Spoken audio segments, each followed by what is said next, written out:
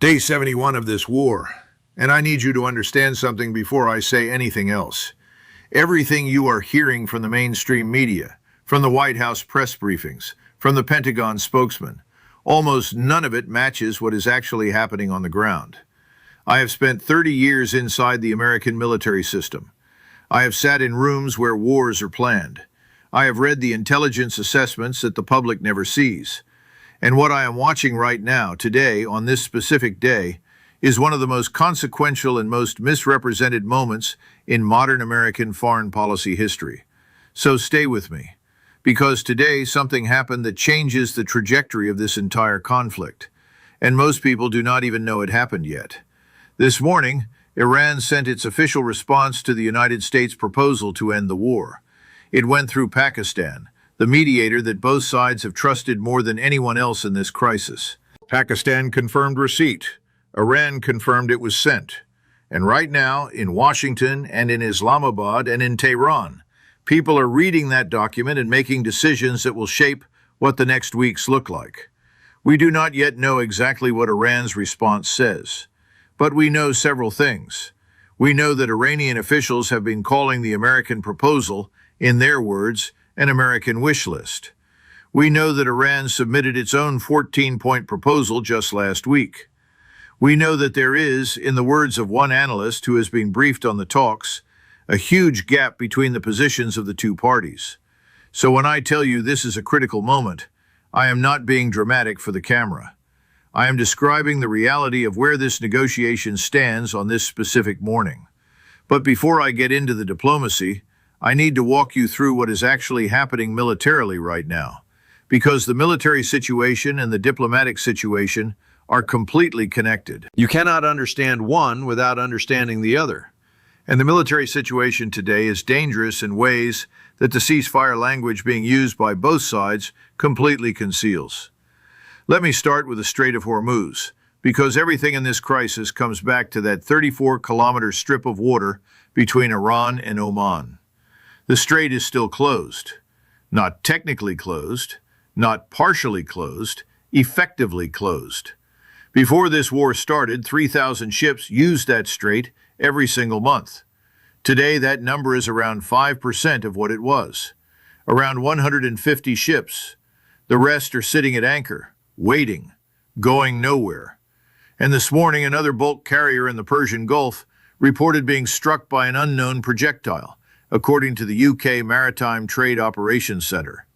Another ship, another crew of sailors in danger, another signal that the violence in that waterway is not stopping. In fact, this week alone, American Navy FA-18 fighter jets struck two Iranian tankers, the Sevda and the Sea Star 3, saying they were violating the American blockade of Iranian ports. Satellite images taken on Saturday morning showed smoke still rising from the Sevda, sitting at the east of the strait. Iran's response was immediate, and it was threatening.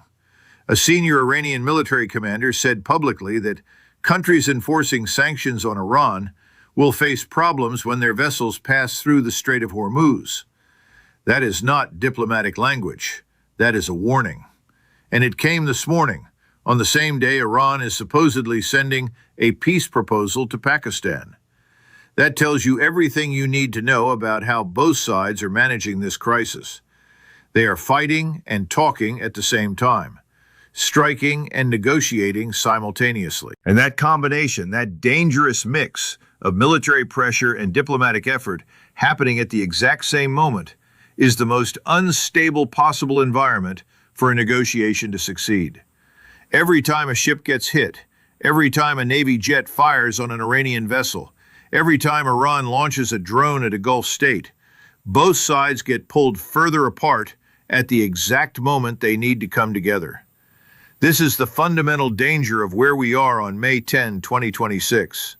Now let me take a step back and explain to people who are still trying to understand the basics of this conflict how we got here, because the context is everything. This war did not begin because of a single incident or a sudden decision. It was the product of decades of confrontation between Iran and the United States and Israel, a confrontation that has been building across multiple layers, multiple fronts, and multiple battlegrounds for many years. Iran has built what is called an axis of resistance. This is a network of armed groups across the Middle East that Iran supports financially, militarily, and with weapons and training. It includes Hamas in Gaza, which carried out the October 7, 2023 attacks on Israel. It includes Hezbollah in Lebanon, the most powerful non-state military force in the world. And it includes the Houthis in Yemen, who for more than a year have been launching missiles and drones at commercial ships in the Red Sea, disrupting global trade in ways that cost the world economy hundreds of millions of dollars every week. These groups together form the outer ring of Iran's strategic defense. They allow Iran to fight its enemies at a distance, through proxies, without directly engaging American or Israeli forces. Or at least that was the strategy before February 28th. Then there is Iran's nuclear program, which is the second major issue that drove this confrontation. The United States and Israel have believed for many years that Iran is trying to build a nuclear weapon. Iran has consistently denied this, saying its program is for peaceful energy purposes. But the numbers are difficult to ignore. Iran currently has approximately 440 kilograms of uranium enriched to 60% purity. You need 90% purity to build a nuclear weapon. Iran is not there yet. But 60% is far beyond what you need for a power plant, which only requires around 3 to 4%. The gap between 60 and 90% is much smaller than the gap between 0 and 60. American and Israeli intelligence agencies have been warning for years that Iran is a short technical decision away from having enough material for a bomb. That calculation, that fear, is what ultimately drove the decision to launch Operation Epic Fury on February 28th. Whether that decision was the right one is a question that historians will debate for generations. What we know today is that the attack did not prevent Iran's nuclear program. Iran dispersed its materials. It moved equipment underground. And the capability, whatever its exact status, survived. And then there is the direct military confrontation that exploded on February 28th. America and Israel launched the largest coordinated air campaign against any country since the Gulf War of 1991. They killed Supreme Leader Ali Khamenei. They killed the IRGC commander. They killed dozens of senior military and political figures. They hit nuclear sites, missile storage facilities, radar systems, and command centers. They believed, genuinely believed, that this would cause the Iranian government to collapse, or at least to surrender. The chairman of the Joint Chiefs of Staff had warned Trump before the attack that Iran might close the Strait of Hormuz in response. Trump dismissed that warning. He said Iran would back down. Iran did not back down. Iran closed the strait. And 71 days later, we are still dealing with the consequences of that miscalculation. Now I want to talk about Lebanon, because what is happening in Lebanon today is a separate crisis running alongside the Iran crisis, and the two are deeply connected in ways that are making any overall peace deal extraordinarily complicated. When Iran was attacked on February 28th, Hezbollah made a decision within days to enter the fight. On March 2nd, Hezbollah fired rockets into northern Israel from Lebanon. Israel responded with massive airstrikes across southern Lebanon, the Bekaa Valley, and the suburbs of Beirut. Israel then launched a ground invasion of southern Lebanon. The fighting has been brutal. The Lebanese Health Ministry reports that more than 2,600 people have been killed in Lebanon since March 2nd. More than 8,000 people have been injured. More than 1 million Lebanese people have been displaced from their homes. 1 million. In a country of less than 6 million people, 1 in 6 people has been forced to leave their home because of this war. That is a humanitarian catastrophe of enormous scale that is getting almost no attention because the world is focused on the strait and the nuclear negotiations. And the ceasefire in Lebanon, like the ceasefire in the strait, is fragile to the point of being almost meaningless. On April 16th, Trump announced a 10-day truce between Israel and Lebanon. That truce was extended by 3 weeks on April 23rd. But yesterday, Saturday, May 9th, Hezbollah claimed responsibility for 26 separate attacks on Israeli forces in Lebanon. 26 in a single day. 2 of those attacks crossed into Israeli territory for the first time since the extended ceasefire began. An Israeli reservist soldier was severely injured, and the Israeli military struck 40 Hezbollah infrastructure sites over the weekend and killed 10 Hezbollah members. Both sides are accusing each other of ceasefire violations. Both sides are right. The ceasefire exists on paper. On the ground, the killing continues every single day. What makes the Lebanon situation particularly dangerous right now is a dynamic inside Israeli politics that is pulling very hard toward escalation. The majority of the Israeli public, according to polls, is against the ceasefire with Lebanon. The Israeli military leadership is openly frustrated. Senior Israeli officers have been telling multiple Israeli media outlets this week that they believe the ceasefire is causing harm to Israeli soldiers, who are taking daily casualties from Hezbollah's increasingly sophisticated drone attacks. Netanyahu is under enormous pressure from his coalition, from the opposition, and from the military to abandon the truce and resume full operations. If Netanyahu makes that decision, it does not just affect Lebanon. It blows up the entire regional ceasefire architecture. It gives Iran a reason to say the peace process is over. And it creates the conditions for the most dangerous escalation scenario we have seen yet. I want to say something very directly about the nuclear question, because it is at the center of the negotiations that are happening right now today.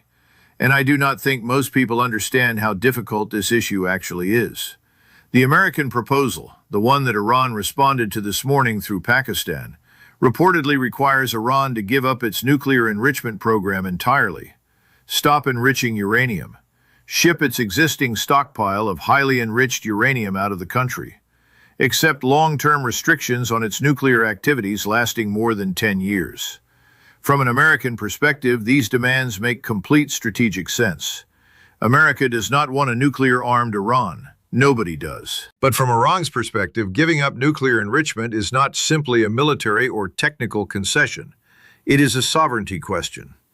Iran has always insisted that as a signatory to the Nuclear Non-Proliferation Treaty, it has the legal right to enrich uranium for peaceful purposes.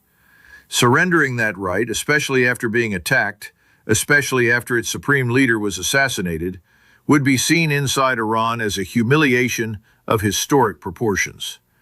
An Iranian parliament spokesman described the American proposal as more of an American wish list than a reality. That is the gap that Pakistan is now trying to bridge. It is not a small gap. It is enormous. And here is the thing that Washington does not want to say publicly, but that every serious analyst understands. Iran came into this negotiation from a position of strength, not weakness. Iran is still standing. Its government is still functioning. Its military is still fighting. The strait is still closed. America paused Project Freedom not because it chose to, but because Iran made it too costly to continue.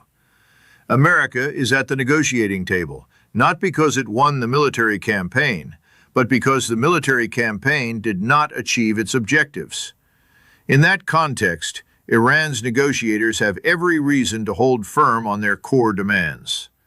And Iran's 14-point proposal, submitted last week, includes not just nuclear concessions, but lifting of all sanctions, withdrawal of all American military forces from the region, war reparations, and international recognition of Iranian sovereignty over the Strait of Hormuz. That last demand, recognition of Iranian sovereignty over the strait, is something no American president could ever accept publicly. So you have two sides, both of which believe they have leverage, both of which have domestic political reasons to hold firm, trying to find a deal in an environment where every day brings new military incidents that make trust harder to build. Qatar's Prime Minister met with Secretary of State Marco Rubio in Miami on Saturday. He warned directly that using the Strait of Hormuz as a pressure card would only deepen the crisis. That warning from Qatar is significant. Qatar hosts the largest American military base in the Middle East. Qatar has been one of America's most important partners in the region. When Qatar is publicly warning that the American approach is making things worse, that is not a small diplomatic signal. That is a significant ally saying, out loud, that Washington needs to change its approach. Now let me talk about what I think is the most underreported and most important development of this entire crisis, which is what has happened to the Iranian government itself during these 71 days of war.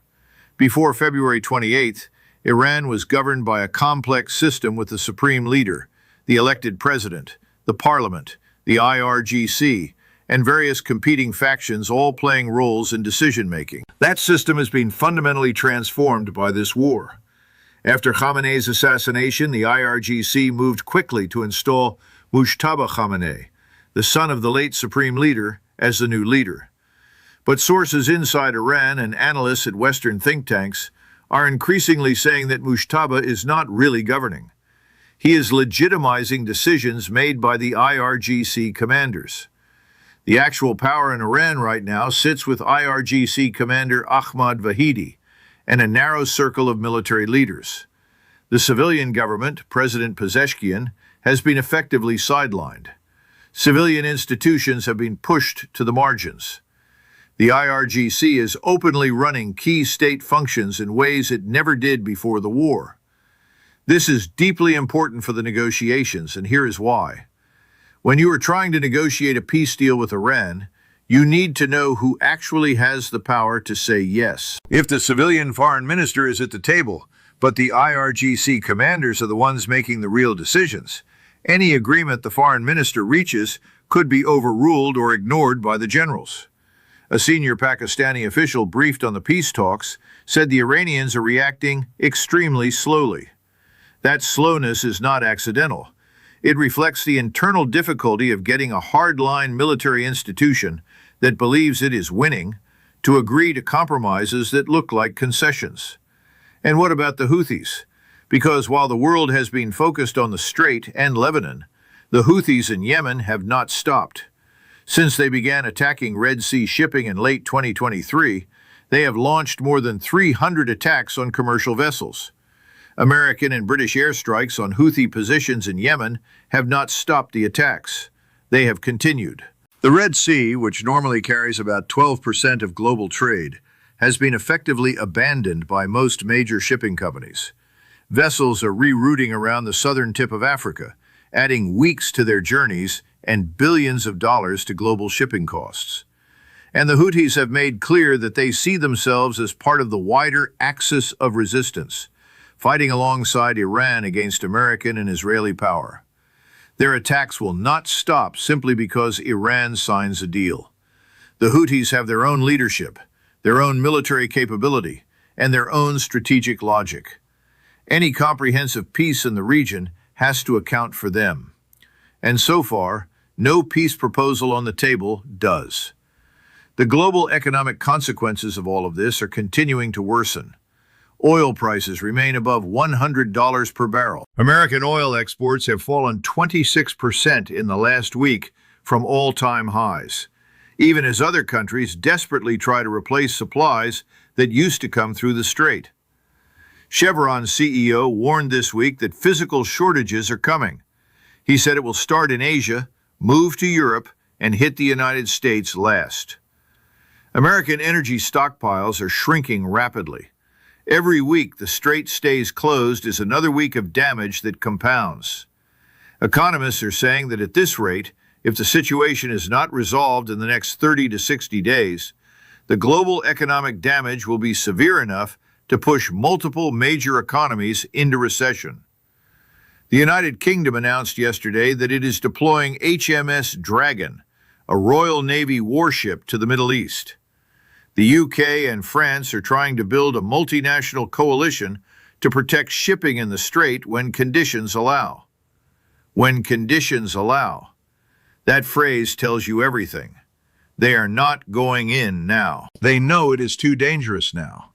They are positioning, waiting, hoping that the diplomacy produces a ceasefire that makes a protective mission possible. But the UK and France are also building pressure on Iran by making clear that a much larger international military presence in the region is coming if the strait does not reopen. Whether that pressure helps or hurts the negotiations is genuinely unclear. Iran's military commanders have shown throughout this conflict that external pressure does not produce capitulation.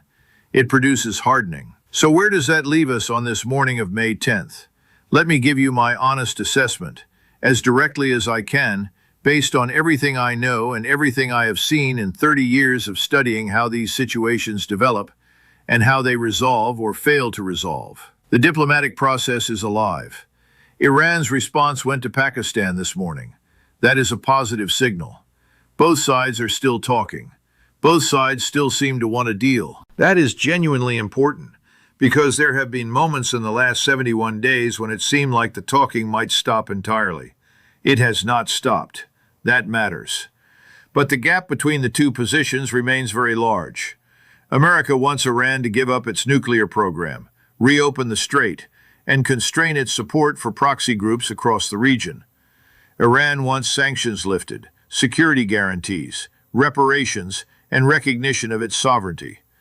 Those two positions are not close, and every military incident that happens while the talking continues makes it harder, not easier, to close that gap. The dual blockade, America blocking Iranian ports and Iran blocking the strait, is creating economic pain on both sides and around the world. That shared pain is ultimately what will drive a deal.